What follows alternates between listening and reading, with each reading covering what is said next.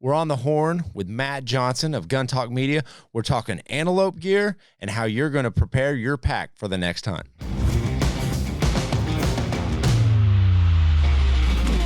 All right, welcome in Gun Talk Hunt podcasters and viewers on our social media outlets. Well, we are all over the place. Ryan stepped in for me for a little bit, but we're back. We're back with our normally scheduled host. I'm your host, KJ, and today's a very, very special guest today. I'm looking forward to this one. Matt Johnson of the Gun Talk team. He is, I don't know what possessed him, but he's going on a hunt with us, and hopefully the first of many. But this Gun Talk hunt is brought to you by Timney Triggers, the world's finest triggers, and by Hodgdon, the gunpowder people. You know them. Okay, Matt, welcome to the show. Welcome to Gun Talk Hunt. And then I'm going to just go ahead and say that this is going to have to be a regular thing between me and you because sure. Yeah, you are an underutilized asset to our team, and we're so happy to have you on. Dude, it's been it's one of those few things where you get into the gun industry and it seems like everybody is a gun nut, but the more you start prying at people, the more you find out we come at it from we're hunters, but the gun side just kind of takes over and is where we can go because, but I when I joined the team, I said I was excited about it because between knowing you and how much you love to hunt, coming from Oklahoma, Gary's up in the Pacific Northwest, Ryan's a duck guy. I knew I wasn't walking into a crew that expected me to know how to disassemble an AR-15 in 5 seconds. Well, we expect 7 seconds, but it is what it is. It is. So no, I enjoy it because when we get together, I mean, every day in, day out is all about guns and the gun industry, right? But when a guy can sit down and just chat about hunting, because you can shoot guns year round, where you can technically, I suppose, hunt year round, depending on where you go. But there's such seasonality to hunting that it's on the mind all the time, but activity-wise, it's only there for a little bit. But I will jump back to your comments. I jumped at the chance to go hunt you guys because I've wanted to go west for a long time. And as a lot of listeners may know, if they've never gone west, part of the intimidation is not knowing how to draw, where to get in, where to try and draw for, and how to prepare for it. And the difficulty is you want to go, but you want to go with someone that has been there, done that. And it doesn't mean, like I've got some friends who are hardcore backcountry guys. And it's you know what? Maybe someday I would do that. But this antelope hunt we're talking about in September, I'm like, this is the way I want to start. So many guys have told me this is how you start. Go west, chase a mule deer or an antelope over the counter, because even if you don't tag out, you'll have opportunity to see animals and you've experienced it, right? Yeah. So when this came up in our conversation, I was excited to do it. And that's one of the biggest things. So I likened the chase for like an antelope or mule deer. Although, to be honest with our listeners and viewers, I haven't done mule deer yet. It's on my bucket list, but I put in for the draw. I wasn't lucky enough to draw that tag, but I drew the antelope tag. And to put this in perspective, there was about a 9,000 tag decrease from last year. And I don't know if you believe that's significant, but it is very significant when I know two groups of like 5 to 7 hunters that did not draw out, and they all drew out last year. So if you drew a tag this year, consider yourself very lucky, because we've had an influx of people who are, I don't want to say enamored, but they are intrigued, and they are finally, like, I think this past year has put it into perspective that, let's branch out, let's hunt somewhere else. And I think that's why we've had such a dramatic increase in tag applications out west. And I believe that. I guess I looked at last year myself, and I said as long as the kids weren't going to be in school, that they were going to come out hunting with me as much as they could. And I took them out last spring, turkey hunting, because we were completely at home, and I was like, that's it, we're getting out, because that was just some sanity. But in the fall, I took my son out twice, and I took my daughter out twice. And normally it's a 1 weekend each, and we just had more time. And I know I started investigating. I know a number of guys that said, hey, if I'm off work or working from home and working remotely, I know plenty of people that say, well, I'm going to take an extended time, and I've actually got the time to travel, right? Because they realize that Western South Dakota or Nebraska or Wyoming, I'm up here in Minnesota, so I'm looking at those places and like, those are 8, 9, 10, maybe 11-hour drives. So it's like, man, you bonsai one night of a trip. It's right. like, man, that's only 2 days of travel. I can legitimately hunt for 3-4 days. Right. Yeah. And that's what you got to look at. You got to look at the work balance life, and you figure out how to manage that. But realistically, I mean, I did this antelope hunt 1 year in 24 hours. So it can be done quick. Wow. Yeah. And we have a video up on it. It was actually a lot of fun, but it was the most stressful hunt I've ever taken part in. And if I were to do it over, I would plan it completely different.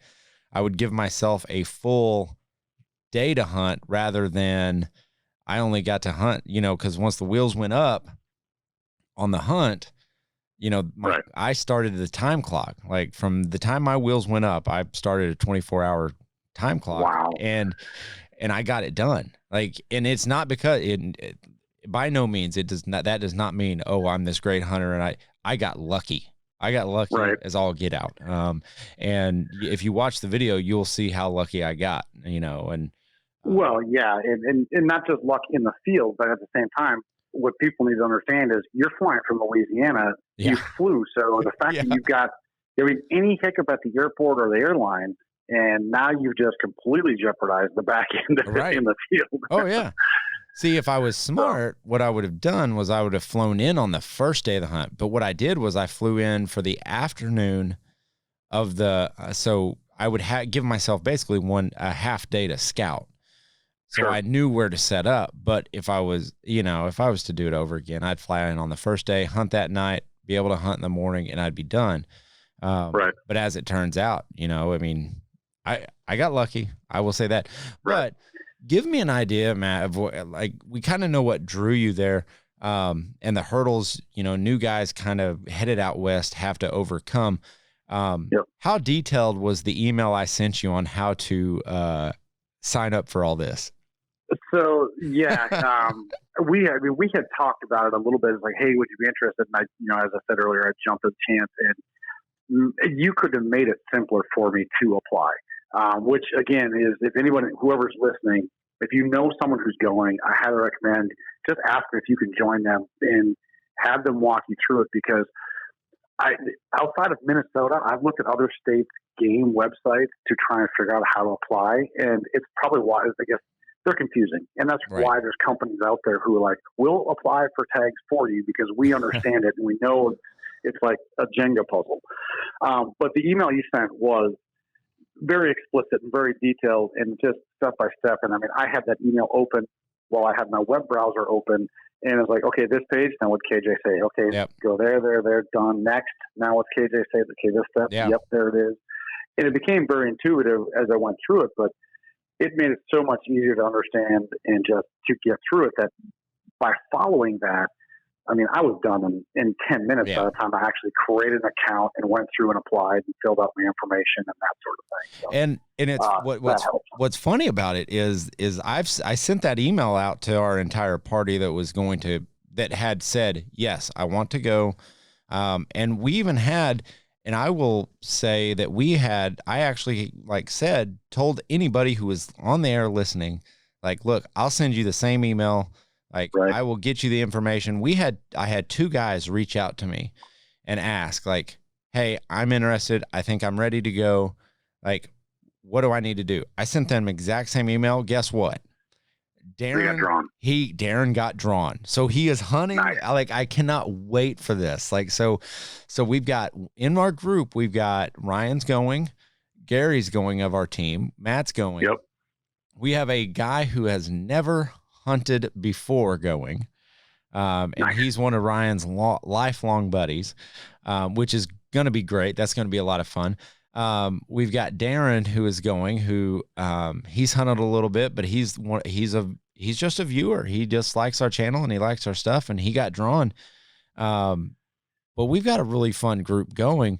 But now, and a lot of people, because I talked to Darren about it, and I'll tell Darren, like the listener, where to go. Like I'll guide him while he's out there. Like I have no problem doing that. Like, and I know there's a lot of people who absolutely do not want me to do that. And it's called, because it's called hot spotting. You know, that's what the little term they're giving it. And I got no problem with it. Like he's got just as much ability to like go out on that public land as I do. Well, see, and that's where I look at too is we're hunting public ground, so he can go find where he wants. But at the same time, in the bigger picture of the hunting industry, I mean, the whole 3R thing out there, I'm not going to go down that train, but when they talk about all the money they're throwing into that, right? It's like, you know what needs to happen is exactly what you're talking about with our viewer, Darren, is just take somebody who Ryan's bringing his buddy who's never hunted, and find someone who's inexperienced like Darren, inexperienced in the Western side of things. I'll say that because I don't know them yet, but you know, from that side of it, and take them along and nurture them so they're not intimidated. Because the number one reason why people don't get into hunting is it's not necessarily the cost of entry; it's they don't know what to do. And so, just like we talk about, hey, when you introduce a little kid fishing, you don't take a muskie fishing for the first time. Oh gosh! You get out there and you find crappies and you find sunnies and bluegills and perch and whatever else you have wherever you're fishing, and you know, you get them on that where you know you can get them on, or some largemouth bass that are a lot of fun and easy to catch. And then you move on from there and you progress. And so I don't see this being any different, especially because it's public land. It's like, well, shoot, if Darren wanted to, he'd be like, hey guys, I drew my tag. I'll see you out there. There's nothing to say he can't just spot us and follow us around himself and figure out, like, okay, you know, check this up, check that up. I've had happen a couple times out west hunting. Oh yeah. I've had guys like I'll see them and then I'll go, okay, I'm going to switch areas. One time in particular, oh gosh, I've had a lot of scary stuff happen on public land. A lot of stuff. Like it stops to make you think like I really should be wearing more orange. But no, I've had guys where I'll pull into an area and a truck will ease in behind me, probably about 200, 300 yards. And they were at the last spot I was at.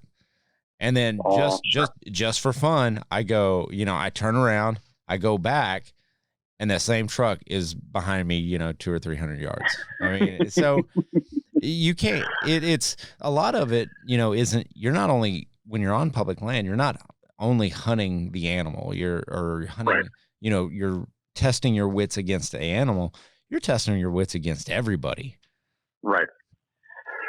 Yeah. And the thing about, I mean, even the animals from that standpoint is you're hunting the animal, but you're also hunting animals that are very knowledgeable of the people and the human presence that is around, because public ground is more walked on than private.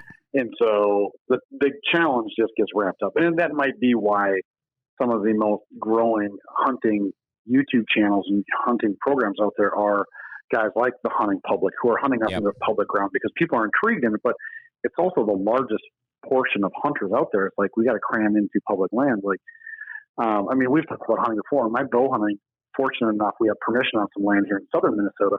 But I grew up a gun hunter on public land in northern Minnesota, and I still go there every November, and that's where my daughter comes with. So, and that's I understand both sides of it. That's tough. The public land rifle hunts are tough. Like, I mean, it's that extends everybody's their length and their distance. The archery hunts are only getting worse. Like the archery's becoming a little bit more difficult actually than the rifle hunts, I think. It is. The rifle hunts they're seeing, I can't remember the exact tag number, but just to give an example, like here in the Minneapolis-St. Paul metropolitan area, it's like 7 counties that are predominantly made up by the 2 metros and the suburbans. But there is a group called the Metro Bow Hunters Resource Base, MBRB. And for years, if you became a member, then you put in for these lotteries. So as cities want to do urban control hunts for deer, archery, you put your name in, you can do a lottery for all these different city park hunts. for the first time ever, they came out this winter and said they are not taking any more members into the club. Yeah, because they are so full and the draws are getting so hard for them in the cities. Now, it's a combination of one, cities are not allowing hunts, but two, they've got so many people on them. They're like, if we're going to actually do this effectively, we need to cut the membership off and just stop the human pressure in all these places. Man. So, and that's completely archery. So, jeez, it's getting wild out there. So it is. Let's talk a little bit about gear that you're looking forward to bringing and testing out, because I mean, our show Guns and Gear is running hot right now, and it's all the new, and it seems like there's all new stuff out there every year that we have to get our hands on. We have to test it.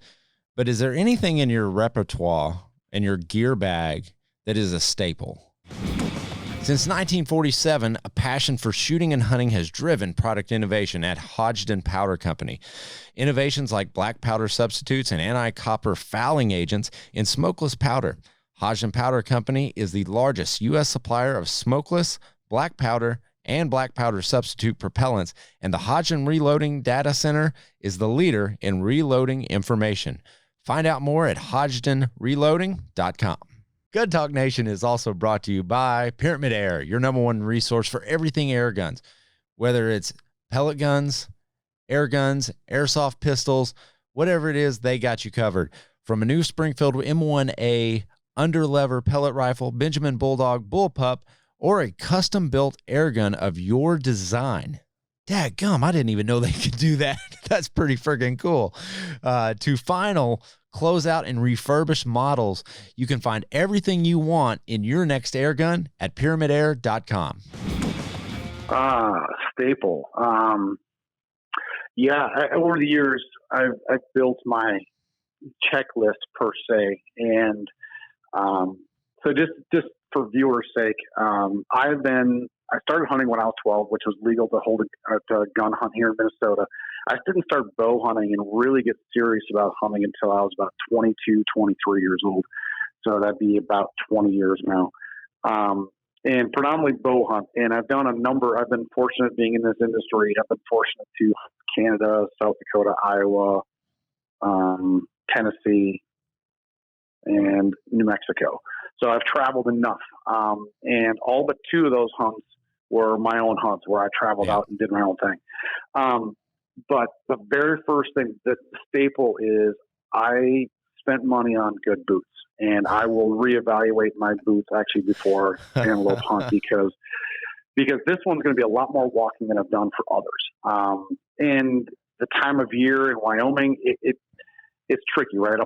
Because it could be warm or it could be crazy cold. Hey, too. you say warm. I've been out there when it's been 90 degrees and it's just brutal. I've also been out there exact same time of the year when I'm freezing cold. I'm ready to get out. It's raining. It's blowing hard, and it's like 32 degrees. So I've experienced both. And you're 100% right. What boots are you running right now? So I have two sets of boots. I take that back. So the ones I'm bringing for sure are my tried and true.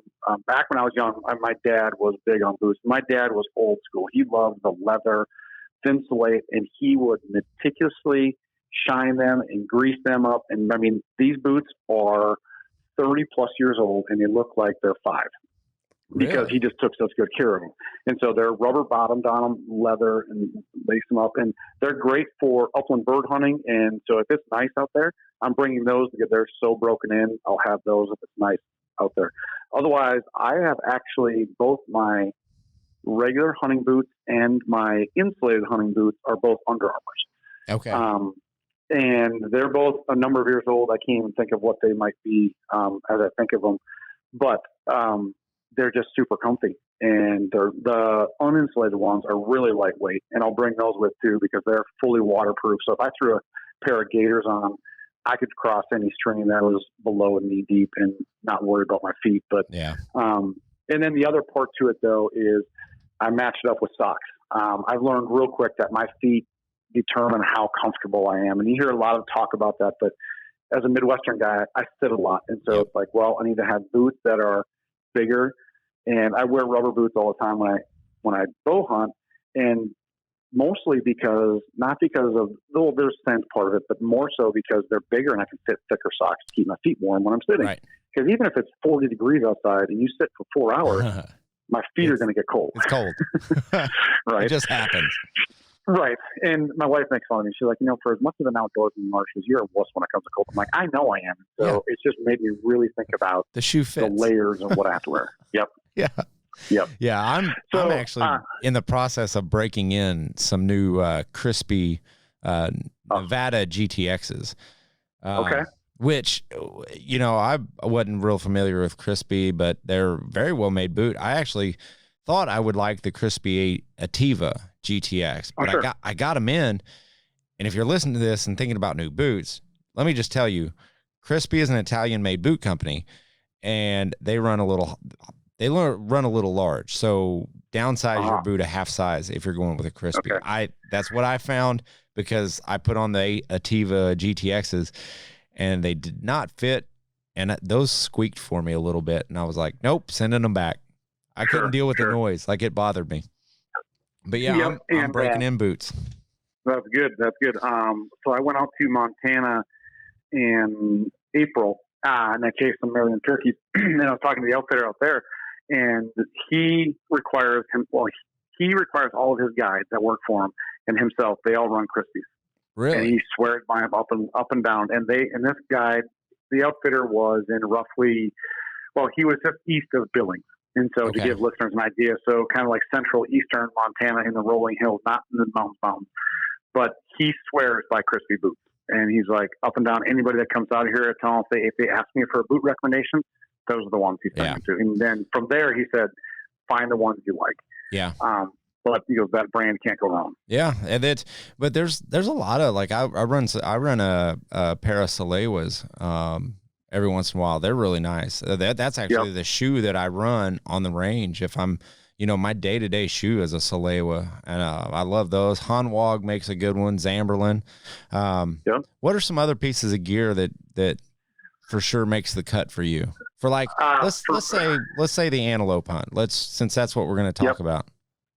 So for me, because it's out of my norm, I'm really honing in on, I want to make sure I have the right glass, whether both binoculars and my rifle scope, because everything I have set up, 8x32, 8x40 binos, because in the mostly whitetail woods, even when I travel, like when I've gone to Iowa and South Dakota, I'm not looking at long ranges to find critters.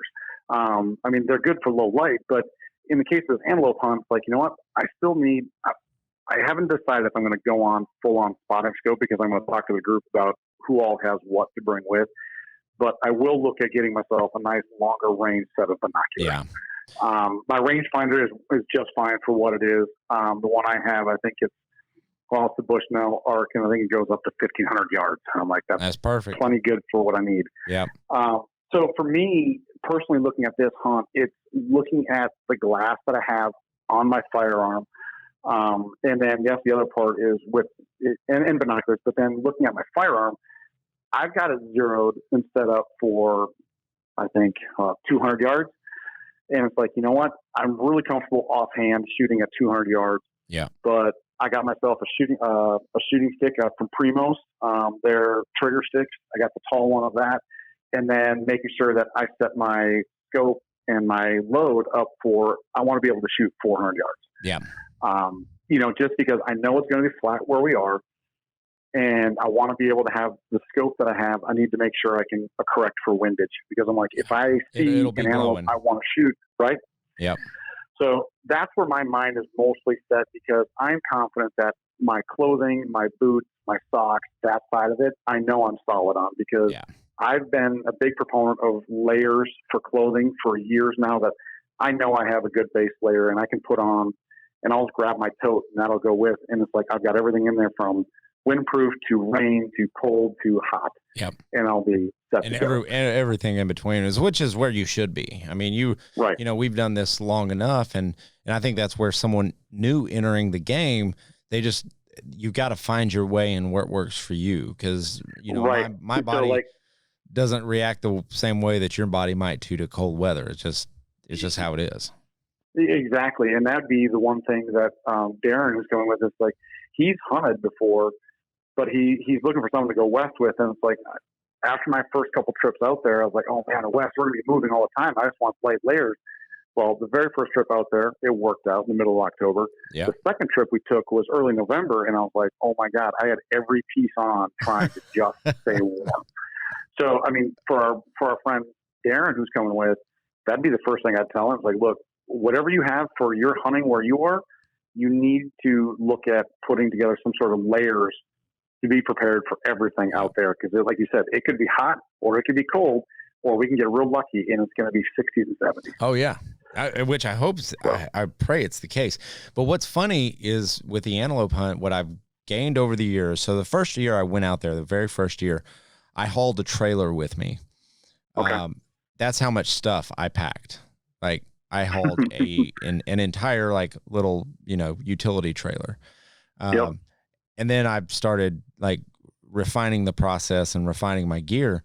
And now I don't take any camo. I take layers, but I don't take any camo. Like it's so funny. Like I will hunt in khakis because the grass down there is sage, and it's Right. the greens and the very neutral colors and the light. Yep. And I've been doing more, like I would call them hunting solids, like, just a solid, like kind of sage shirt. Like it blends in just fine.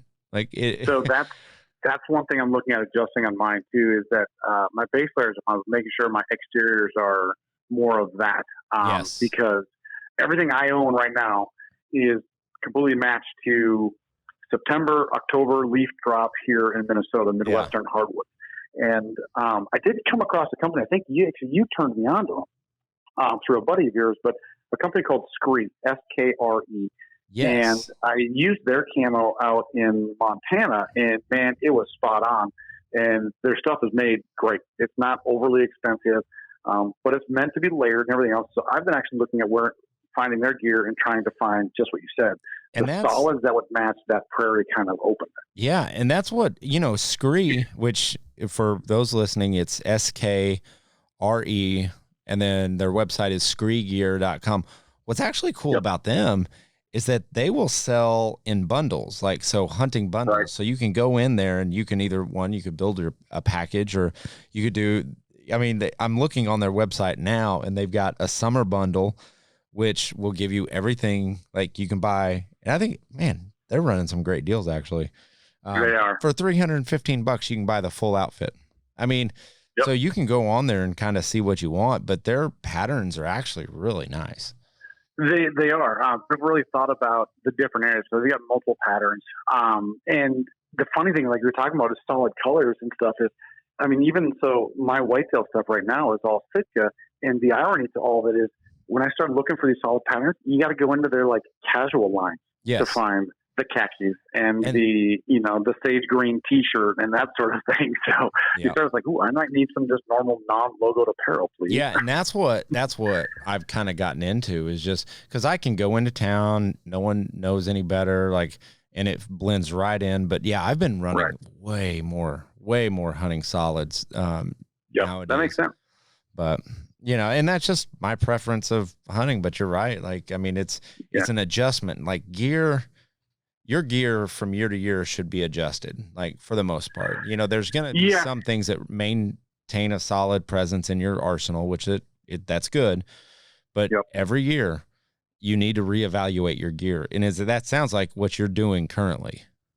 It is. It has been a while because it's been a while since I've done that, and more so because I've been building my gear. And for the most part, my pack that I take to the tree or I take with me, for the most part, is set.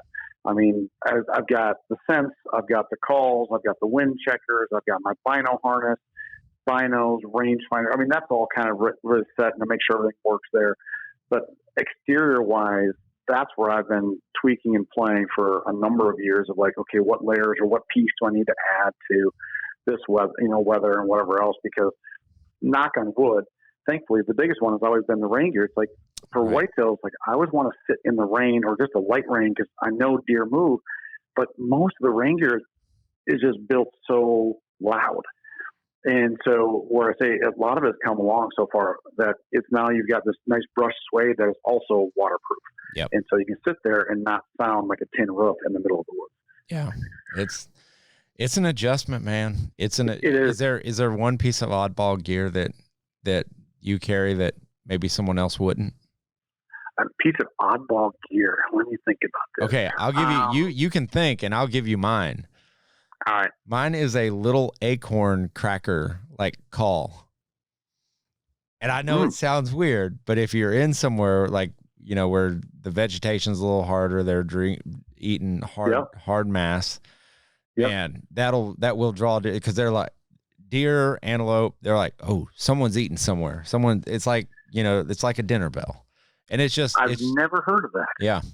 That's one piece of Oddball gear and I got it at a writer's event, that they were just giving them away. And I think they cost like $4 or something like that, but it looks like a little shape of an acorn on top and bottom. And you just put it in your hand and you just press it down and it sounds like an animal chewing on a hard mass. Yeah.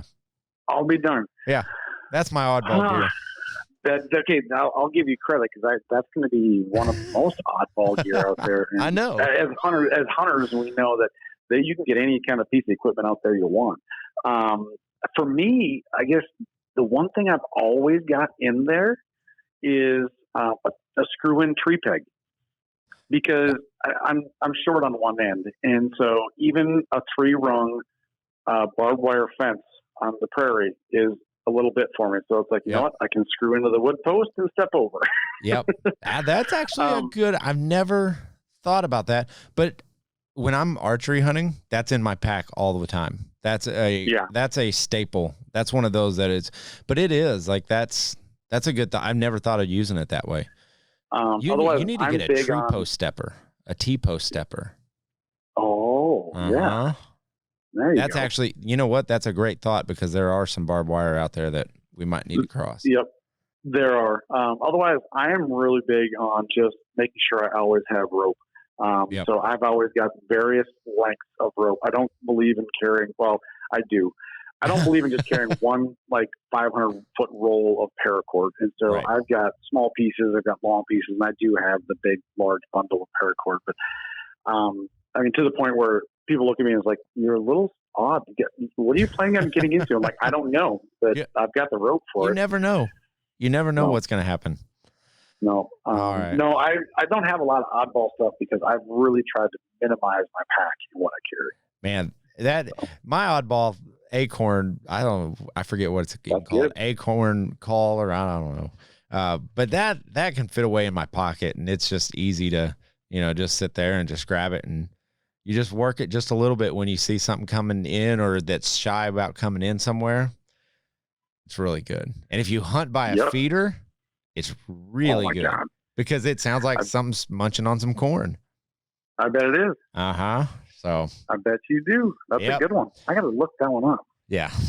It's an easy, simple thing to throw in. It doesn't add any weight to your pack. So it's easy. No, not at all. But all right, Matt, we're gonna halt it here. We're gonna definitely be talking more about Wyoming as we get closer to the hunt. That hunt's gonna be at the end of September. But looking forward to it, man. It's gonna be exciting. But we will definitely refine our gear, and we'll start talking tactics next time I jump on with you. Start thinking about what tactics you want to employ out there, and we'll put them to use. Sounds great. I appreciate it, Camp. This was a nice little kickoff here, the 1st of July, and the countdown is on. Already thinking about it. Now pull it up, right? It's 90 degrees here in Minnesota today, but it's like, thinking about potentially now late September, antelope. Yep. So it'll be fun. All right, brother. It will be. Take it easy. Thanks, KJ. Bye. All right, guys. Thanks for joining Gun Talk Hunt. As always, keep those muzzles pointed in a safe direction and always be safe.